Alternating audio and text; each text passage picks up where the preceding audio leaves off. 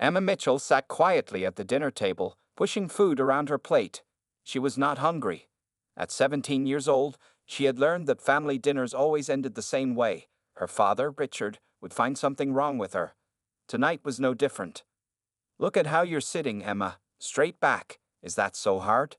Richard said, his voice sharp. Emma quickly fixed her posture, but it was too late. Her father had already found his first target of the evening. Her mother Helen looked down at her own plate.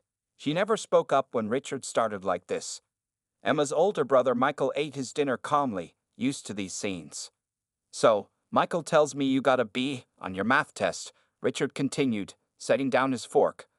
"Michael never got anything below an A in that class." Emma felt her cheeks burn. "I studied really hard, Dad," the teacher said. The teacher said what? That trying is good enough. That's not how the real world works, Emma. Richard shook his head.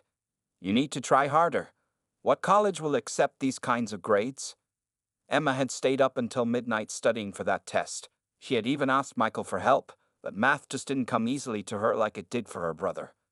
"I'm sure she'll do better next time," Helen said softly, her first words of the meal. Richard snorted. "She always says that. Next time never comes." Emma stared at her plate, fighting back tears. She would not cry at the table. That would only make things worse. After dinner, Emma escaped to her room. This was her safe place. Art supplies covered her desk, and colorful paintings hung on the walls. She was talented. Her art teacher had said she had real potential. But Emma never told her father about the praise. Art wasn't a real subject to him. Later that evening, Emma heard a soft knock on her door. It was her mother. "He doesn't mean to be so harsh," Helen said, sitting on the edge of Emma's bed. "He just wants what's best for you." Emma had heard this many times before. "Why does he never talk to Michael like that?" Her mother sighed. "Your brother just fits what your father understands. You're different, Emma. Special." Special didn't feel good. Special felt lonely and wrong. The next morning at breakfast, Emma showed her father the essay she had worked on all week. She had earned an A+, and her teacher had written exceptional insights across the top. Richard glanced at it briefly. "English is easy. Anyone can write a good essay." He handed it back without another look. "Did you study for your math quiz today?" Emma's small moment of pride disappeared. "Yes, Dad." At school, Emma's best friend Lily noticed her sad mood. "Bad morning at home?" she asked as they walked to class. "Same as always," Emma answered with a forced smile. "Dad being Dad." "Your art is amazing, Emma. My mom says you could get into any art school," Lily said, trying to cheer her up. Emma shook her head. "Dad says art won't pay bills. He wants me to study business like Michael." Years of criticism had worn Emma down. When teachers praised her creative work, she couldn't believe them. When friends admired her paintings, she pointed out flaws. The voice in her head sounded just like her father's. "Not good enough. Try harder. Why can't you be more like your brother?" Emma had learned to make herself smaller to avoid drawing attention. She put away her sketchbooks when her father came home. She stopped talking about her dreams of art school. It was easier to disappear than to face Richard's disappointment. What Emma didn't know was that everything was about to change. Her grandfather was coming to visit next week, and he would see what no one else wanted to see. Emma had been looking forward to her high school graduation party for weeks. Not because she was excited about celebrating. She was nervous about that part, but because her Aunt Susan was coming. Aunt Susan was the only adult who seemed to truly see Emma's artistic talent. The Mitchell house was filled with family and neighbors that Saturday afternoon. Emma wore the blue dress her mother had picked out, though she felt uncomfortable with so many eyes on her. She stayed near the snack table, trying to blend into the background. "There's our graduate," Uncle Tim called out, pulling Emma into a hug. "What's next for you, college?" Before Emma could answer, her father appeared with a drink in his hand. "State University," Richard said with a clear note of disappointment in his voice. "Not exactly Harvard, where Michael went." Emma's face flushed hot with shame. Several guests looked away, embarrassed by Richard's comment. "State has a great art program," Emma said quietly, finding a small spark of courage. Richard laughed, a short, dismissive sound. "Art program, right. We're still hoping she'll switch to business before classes start in fall." Aunt Susan approached, putting her arm around Emma. Actually, Emma received a partial scholarship for her portfolio. Not many freshmen get that honor. The small group of guests smiled and murmured congratulations. Emma felt a moment of pride bloom in her chest. Someone had valued her work enough to help pay for her education. A scholarship? Mrs. Peterson from next door asked. Emma, that's wonderful. It's just a small one, Emma explained, but my art teacher helped me apply and. It's for a hobby, not a real career path, Richard interrupted loudly. Drawing pictures doesn't pay mortgages. The room grew uncomfortably quiet. Emma could feel everyone watching, waiting to see what would happen next.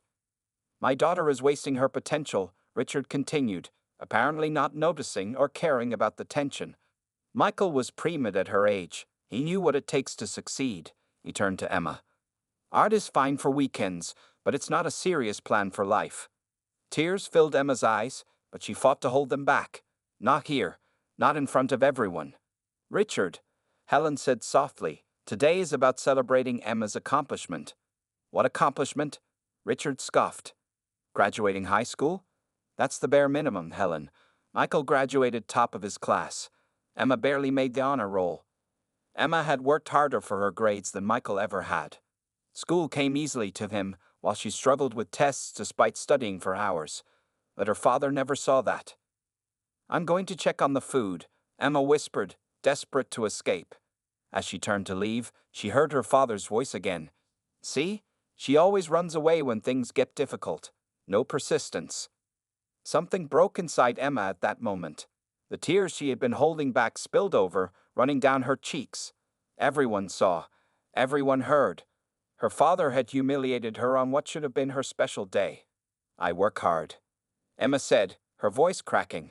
I've always worked hard. Nothing is ever good enough for you. The room fell completely silent. Emma never talked back to her father. Richard's face darkened. Don't raise your voice to me, young lady. This emotional outburst just proves my point. Emma looked around the room, seeing pity in the guests' eyes. Some looked down at their plates.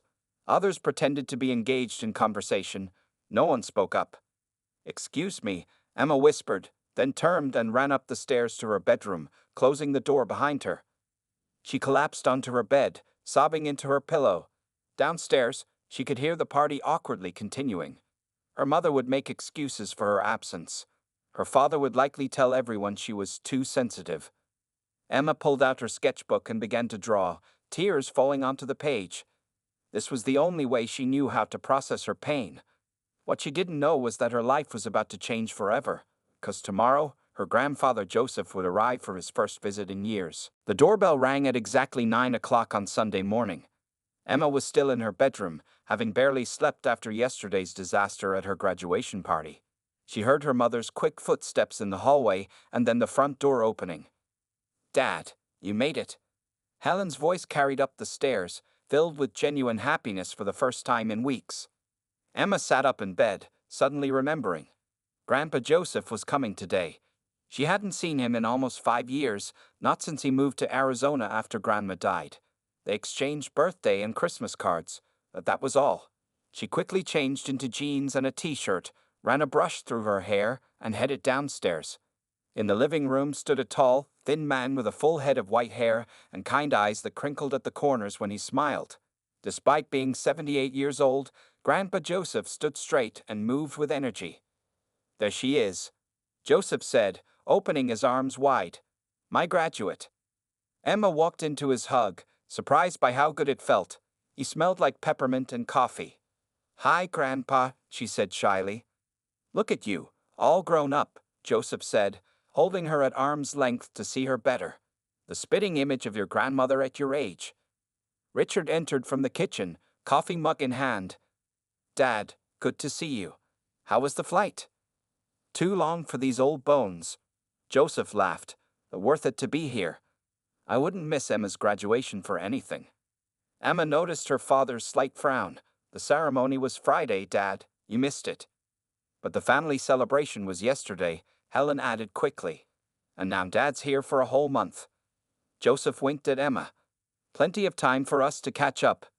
Michael came downstairs, and soon everyone was sitting around the breakfast table. Emma stayed quiet as Michael told Grandpa Joseph about his medical residency. Richard beamed with pride as Michael described a difficult diagnosis he had helped with. "And what about you, Emma?" Joseph asked when Michael finished. "Your mother tells me you're quite the artist." Before Emma could answer, Richard cut in. "She doodles, but she'll be studying business at State in the fall." "Actually," Emma said in a small voice, "I'm enrolled in the fine arts program." Richard put down his fork. "We discussed this, Emma. You're taking basic courses your first semester while you reconsider." Joseph looked between them, his expression curious. "May I see some of your work, Emma?" "It's nothing special," Emma mumbled. "I doubt that," Joseph said kindly. "Your grandmother could draw beautifully. I bet you inherited her talent." After breakfast, Emma reluctantly led her grandfather to her bedroom. She rarely showed anyone her private sketchbooks, but something about Grandpa Joseph made her feel safe. "This is my latest," she said, handing him her best sketchbook. Joseph put on his reading glasses and slowly turned the pages, his eyebrows raised higher with each new drawing. Emma had filled the book with detailed portraits of family members, scenes from around town, and imaginative landscapes. "Emma," he said finally, "these are extraordinary." "Really?" Emma couldn't hide the hope in her voice. "You have a gift," Joseph said firmly. "A true gift." For the rest of the day, Joseph watched the family dynamics carefully. He noticed how Richard praised everything Michael said while dismissing Emma's comments. He saw how Helen tried to keep peace by changing subjects when tension rose. Most of all, he observed Emma, how she made herself smaller when her father entered a room, how she rarely made eye contact, how her hand sometimes drifted to her sketchbook like it was a lifeline. That evening, Emma overheard her grandfather and father talking in the den. "She seems unhappy, Richard," Joseph said. "She's a teenager. They're all moody," Richard replied. "Is that all it is?" "What are you suggesting?" Richard's voice had an edge to it. "Nothing yet," Joseph answered calmly. "I'm just getting reacquainted with my family." As Emma slipped back to her room, she didn't know that her grandfather had seen much more than anyone realized. Joseph Mitchell had recognized the signs of a wounded spirit, because he had seen them before, long ago, in another young person who had been constantly criticized. That night, for the first time in years, Emma felt a small spark of hope. Someone was finally paying attention. The next morning, Emma came downstairs to find Grandpa Joseph sitting alone at the kitchen table. He was reading the newspaper and sipping coffee. "Good morning, Emma," he said with a warm smile. "Your parents took Michael to see his new apartment. They said they'll be back this afternoon." Emma felt a wave of hurt wash over her. Once again, she had been left behind while the family focused on Michael. She tried to hide her disappointment as she poured herself a bowl of cereal. "They didn't want to wake you," Joseph explained, though his eyes suggested he understood more than he was saying. "I told them I'd enjoy a quiet morning with my granddaughter anyway." Emma sat down across from him, unsure what to say. She wasn't used to being alone with adults who wanted to talk to her. "I was thinking," Joseph said casually, "there's an art museum downtown. Would you be interested in showing me around? I haven't been there in years." Emma's spoon stopped halfway to her mouth. "You want to go to the art museum? With me? Unless you have other plans." 2 hours later, Emma walked beside her grandfather through the modern art exhibit, surprised by how much she was enjoying herself. Joseph asked genuine questions about the paintings, listening carefully to her answers. "How do you know so much about art?" he asked as they studied a large abstract canvas. "I read a lot," Emma explained. "And my art teacher, Miss Collins, lets me borrow her books. Dad doesn't know." Joseph nodded thoughtfully. "Why doesn't your father know?" Emma stared at the painting, avoiding her grandfather's eyes. "He thinks it's a waste of time." "And what do you think?" "I think." Emma hesitated, then found her voice. "I think art is how I make sense of the world. When I draw or paint, I feel like myself." Joseph put a gentle hand on her shoulder. "Your grandmother felt the same way." They stopped for lunch at a small cafe near the museum. As they ate sandwiches, Joseph asked about Emma's friends, her favorite subjects in school, and her plans for the summer. No one had shown such interest in her life for as long as she could remember. "I got a part-time job at the Community Arts Center," Emma said, gaining confidence as they talked. "I'll be helping with children's classes." "That sounds perfect for you," Joseph said. "When do you start?" "Next week. Dad thinks I'm working at the grocery store. You wouldn't approve of the art center." Joseph's eyes narrowed slightly, but he kept his voice light. "You've learned to keep secrets from your father." It wasn't a question, but Emma nodded anyway. It's easier than arguing. On the drive home, Joseph asked casually, "Has your father always been so critical of you?" Emma looked out the window, watching the familiar streets pass by. "For as long as I can remember. Nothing I do is ever good enough. Not like Michael. And your mother?" She tries to make peace. "She tells me Dad means well, that he just wants the best for me." Emma sighed. "But sometimes I think she's afraid of him too."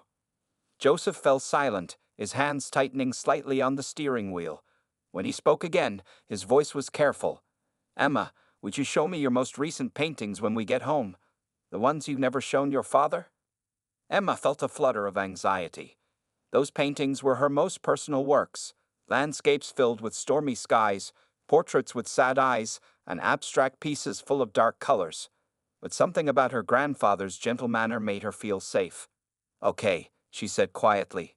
Back at home, Emma led Joseph to her closet where she kept her finished canvases hidden behind her winter clothes. As she pulled them out one by one, Joseph studied each painting carefully. "These are powerful, Emma," he said finally. "There's so much emotion here." Tears unexpectedly filled Emma's eyes. No one has ever really seen them before. Joseph took her hand. "I see them, Emma. And more importantly, I see you."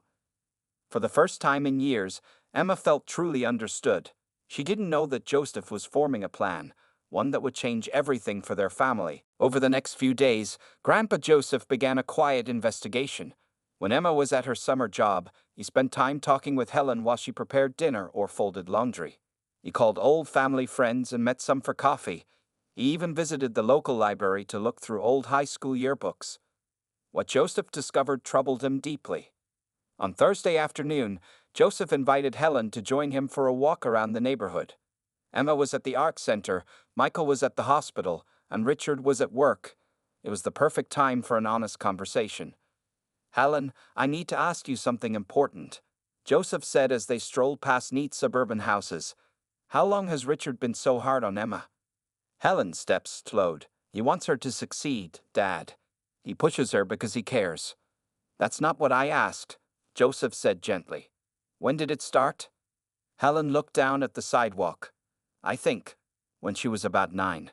Her teacher sent home a drawing she'd done. Richard said it was a waste of school time." She paused.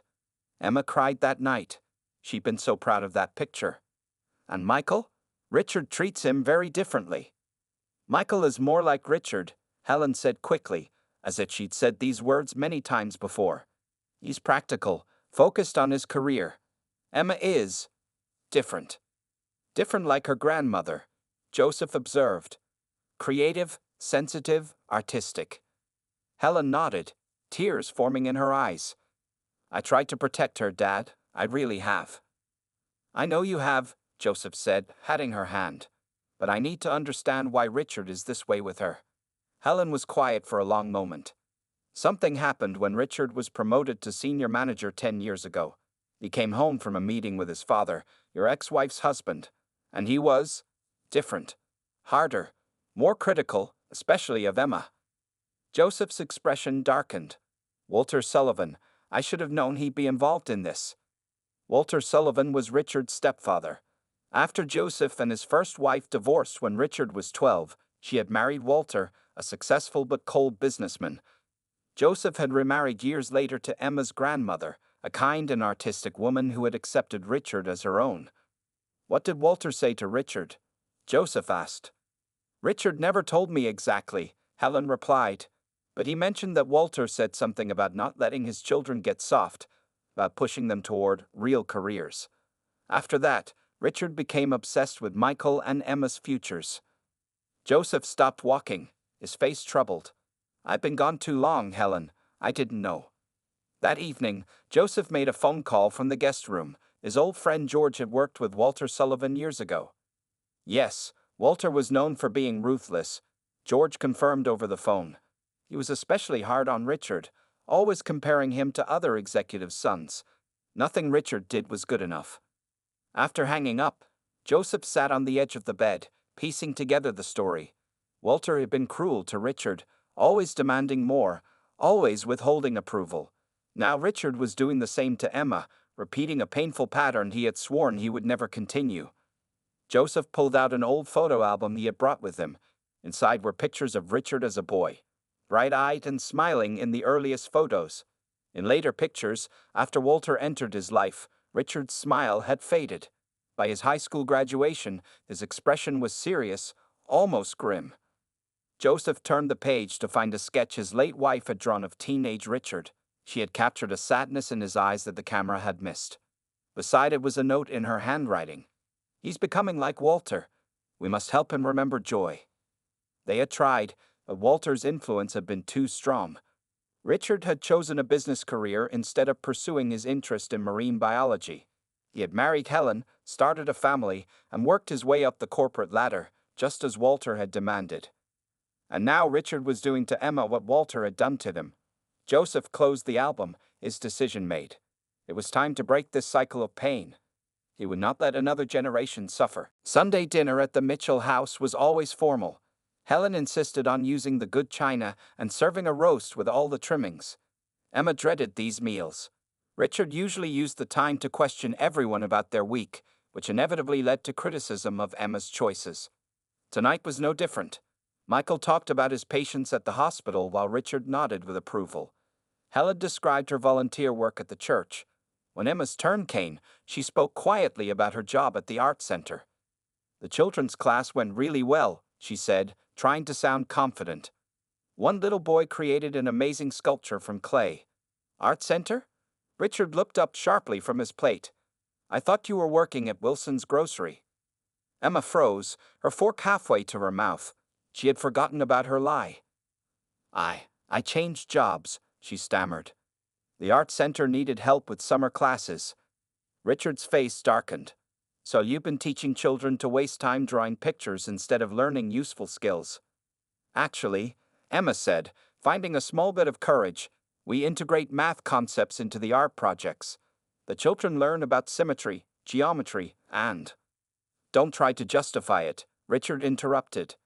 "This is exactly what I'm talking about. You make poor decisions, Emma, always taking the easy path." "Teaching isn't easy, Richard," Helen said softly. "It's not real work," Richard insisted. "Not like what Michael does. Saving lives is important. Drawing pictures is a hobby." Emma stared at her plate, feeling the familiar shame wash over her. She wished she could disappear. Grandpa Joseph placed his fork carefully on his plate. The small sound somehow commanded attention. Everyone looked at him. "That's enough, Richard," he said, his voice firm but calm. Richard blinked in surprise. "Excuse me." "I said, that's enough." Joseph's eyes were steady. "You've been belittling Emma for years, and it stops now." The table fell silent. Emma looked up, shocked. No one ever stood up to her father like this. "Dad, this is between me and my daughter," Richard said stiffly. "No, it's not," Joseph replied. "It's about a pattern that's been repeating in this family for too long." He reached into his pocket and pulled out a folded piece of paper. "Do you recognize this?" He slid the paper across the table to Richard, who opened it with a confused expression. His face paled as he read. "Where did you get this?" Richard whispered. "I kept it," Joseph said. "Your stepfather wrote it to you when you were 17, the same age Emma is now." "What is it?" Helen asked. Joseph answered while Richard continued to stare at the paper. "It's a letter Walter wrote to Richard after he got second place in a science competition. Walter called him a disappointment, said he lacked what it takes to succeed in the real world." Joseph looked directly at Richard. "Sound familiar?" Emma watched her father's hand tremble slightly. "You swore you would never be like him," Joseph continued gently. "You told me, the day before your wedding, that you would never make your children feel the way Walter made you feel." Richard's jaw tightened. "I'm nothing like Walter. I push Emma because I want her to succeed." "That's what Walter always said too," Joseph replied. "But look at what you're doing. You praise Michael because he chose the path you think is valuable. You criticize Emma because she loves something you don't understand, just like Walter did to you when you wanted to study marine biology. Richard's head snapped up. You wanted to be a marine biologist? Emma asked, amazed. It was a childish dream, Richard said quickly. It was your passion, Joseph corrected. Until Walter convinced you it wasn't practical, he leaned forward. Now you're doing the same thing to Emma. You're continuing the cycle. The room fell silent again. Emma could hardly breathe. She had never known this about her father. She had never imagined him having dreams that someone else had crushed. You don't understand, Richard finally said, his voice suddenly unsteady. I'm trying to protect her from disappointment. No, Joseph said kindly. You're causing the disappointment, just like Walter caused yours. Richard pushed back from the table and stood up. Without another word, he walked out of the dining room. The front door opened and closed. Emma, Helen, and Michael sat in stunned silence. Grandpa Joseph reached over and squeezed Emma's hand. He needs time, Joseph said softly. But the truth had to be spoken. Emma didn't see her father until the next evening. Richard had not come home after leaving the dinner table. He had stayed at a hotel, sending only a brief text to Helen saying he needed time to think. When Richard finally returned home, his eyes were red and his shoulders slumped. He looked older somehow, as if the past 24 hours had aged him. The family gathered awkwardly in the living room at Joseph's request. I think we need to talk, Joseph said gently. All of us together. Richard sat heavily in his armchair, the same one he always claimed during family discussions. But something was different. He didn't look like the confident, critical father Emma had always known. He looked broken. I spent last night reading old journals, Richard began, his voice raspy, and looking at photographs. Things I haven't seen in years. He pulled out an old notebook from his jacket pocket. This was my science journal from high school. I found it in the attic boxes last night. Emma leaned forward, curious. She had never seen her father share anything personal before. Richard opened the journal, showing pages filled with detailed drawings of sea creatures and careful notes about ocean ecosystems. The drawings were good, really good. You made these? Emma asked in disbelief. Richard nodded. I wanted to study ocean life. I had even been accepted to a marine biology program. He closed the journal. Then Walter, my stepfather, sat me down for what he called a reality check. Richard's hands tightened around the journal. He said only failures and dreamers went into science. That I would never support a family that way. That I would end up disappointed and broke. Richard looked up at Joseph. He said you would have wanted me to be practical, to choose business instead. But that wasn't true, Joseph said sadly. I would have supported whatever path made you happy. I know that now, Richard replied. But back then, I believed him. I wanted his approval so badly. He turned to Emma, his eyes filling with tears. Just like you've been seeking mine. The room was silent except for the ticking of the mantel clock. Emma had never seen her father cry before. I became exactly what I hated, Richard continued. When you showed interest in art, all I could hear was Walter's voice telling me it wasn't practical, that I should guide you towards something better. He wiped his eyes. I convinced myself I was protecting you, but I was really just repeating what was done to me. Helen moved to sit beside her husband, taking his hand. Why didn't you ever tell me about this? I was ashamed, Richard admitted. I thought I had moved past it. I thought I was making my own choices. He looked at Michael. And when you chose medicine, it validated everything. You were doing something important, something valuable. Michael shifted uncomfortably. Dad, I always felt like I had to be perfect, like any mistake would disappoint you. Richard closed his eyes briefly, absorbing this painful truth. I'm sorry, he whispered. Then he turned to Emma. His face showed a mixture of guilt and sadness that made him look vulnerable in a way Emma had never seen before. Emma, I've been unfair to you. Cruel, even. I've been comparing you to an impossible standard, the same standard Walter set for me. Richard's voice broke. When I look at your artwork now, I see what I gave up. I see the passion I once had. And it hurts. Emma felt tears rolling down her cheeks. You had dreams too, she said softly. Yes, Richard nodded. And instead of supporting yours, I tried to take them away, just like Walter took mine. He reached across and tentatively touched Emma's hand. Can you ever forgive me? Emma looked at her grandfather, who nodded encouragingly, then back at her father. The man sitting before her wasn't the harsh, critical father she had always known. He was someone new, or perhaps someone very old, now rediscovered. A person who had once had dreams of his own. I think, Emma said carefully, we both need to heal. Joseph smiled gently at his son and granddaughter. The truth had finally emerged, painful but necessary. The cycle that had begun decades ago with Walter Sullivan had been exposed to the light. The first step toward healing had begun. 3 months had passed since the night Richard had broken down and shared his truth with the family. Summer was ending, and Emma was preparing to leave for college in just 1 week. The Mitchell house felt different now, quieter, more peaceful, but also filled with an honesty that had been missing for years. Emma sat on the back porch, sketching the garden in the golden afternoon light. She heard the sliding door open behind her and looked up to see her father stepping outside with 2 cups of tea. Thought you might like some, Richard said, offering her a steaming mug. Thanks, Dad, Emma replied, setting down her sketchbook to accept the tea. Richard glanced at her drawing. In the past, you would have made a dismissive comment or ignored it entirely. Now, he studied it carefully. The way you captured the light on the roses is remarkable, he said softly. You have a genuine talent, Emma. These small moments still surprised her. The therapy sessions that Grandpa Joseph had insisted upon for the whole family were making a difference, but change came slowly. There were still difficult days when old patterns emerged, times when Richard became critical or when Emma automatically braced herself for disapproval. But they were learning to recognize these moments and address them honestly. Are you nervous about moving into the dorm? Richard asked, sitting in the chair beside her. Emma nodded. A little, mostly excited though. The art program orientation is Thursday, right? Richard checked his phone calendar. I took the day off work so we can all go together.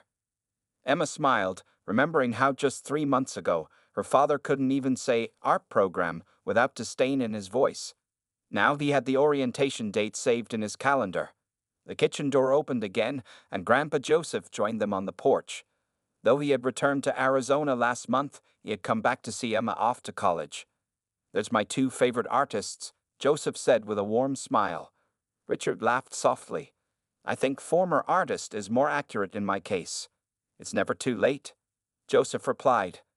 I saw you looking at those watercolors in the art supply store yesterday. Emma turned to her father in surprise. You're painting again? Richard looked slightly embarrassed. Just experimenting. Nothing serious. He paused. My therapist thought it might help me reconnect with the person I used to be. The evening before Emma left for college, the family gathered for a special dinner. Michael had driven in from the city, bringing his new girlfriend to meet everyone. Helen had prepared all of Emma's favorite foods. After dessert, Richard cleared his throat and stood up. I have something for Emma, he said, looking uncharacteristically nervous. He left the room and returned carrying a large flat package wrapped in simple brown paper. Emma unwrapped it carefully to find a beautiful wooden art case. Inside were professional quality paints, brushes, and other supplies she had admired but could never afford. Dad, she whispered, running her fingers over the brushes. There's something else, Richard said, handing her an envelope. Inside was a certificate for a summer workshop with a famous artist whose work Emma had always admired. The workshop would take place near her college at the end of her freshman year. How did you know? Emma asked, stunned. I pay attention now, Richard said simply. And I asked your art teacher for advice. Later that night, Emma found her grandfather sitting alone on the porch swing. Thank you, she said, joining him. For everything. Joseph put his arm around her shoulders. I just helped the truth come out. The rest has been up to all of you. Do you think Dad will ever be completely different? Emma asked honestly. People don't change completely, Joseph replied. But they can heal. Your father is trying to break a cycle that's been going on for generations. He squeezed her shoulder gently. And you, my brave girl, helped make that possible. As Emma packed the last of her things the next morning, she found a small package on her bed with a note in her father's handwriting. To remind you that it's never too late to follow your dreams. Inside was a framed photograph of a teenage Richard on a research boat, smiling broadly as he held up a specimen jar containing a small sea creature. Behind the photo was a brand new sketch he had drawn, clumsy but heartfelt, of the same scene, with the words, "Keep dreaming," written at the bottom. Emma carefully placed it in her suitcase, knowing that while their relationship would never be perfect, the healing had truly begun.